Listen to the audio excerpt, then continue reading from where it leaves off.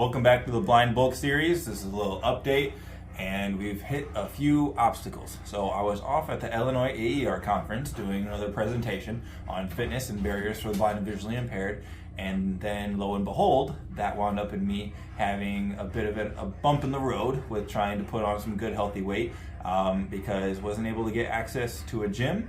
And then it turned out I wasn't able to eat too much throughout the day. I tend to get nervous, but then also it's kind of hard finding very much food when you're a blind person traveling. So I knew that was just going to be a little bit of a speed bump, but I did not expect the next day to wake up and be feeling really, really terrible. Wound up, I got a stomach virus like my brother had gotten from the day before, and it resulted in me losing about 8 pounds and not really being able to work out that day either. So basically, what we gotta do now is be pounding a lot more meat and rice like I am right now and try to get some good healthy weight back in me, restore the electrolytes, and it's brought a far better magnification to the importance of hydration.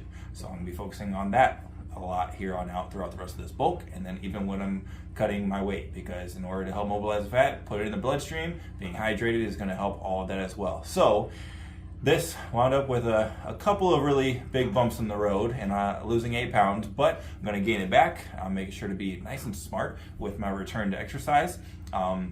Wasn't hitting the accessories very hard tonight after my deadlifts and my sumo deadlifts. I had a couple sets of 12 on the sumos at 365, so that turned into enough cardio and stimulus for me anyway. And luckily, we were able to get out of the gym without me starting to feel super depleted. So I was able to kind of ride that line. So the lesson to learn from this is whether you're gaining weight or losing weight, if there's a bit of a bump in the road and things go awry, just try to make sure you're veering back on the road. Don't swerve too hard. Now, I'm not pounding too much food to where my stomach is going to get upset because it's been so empty for so long, and it's going to be even worse on me.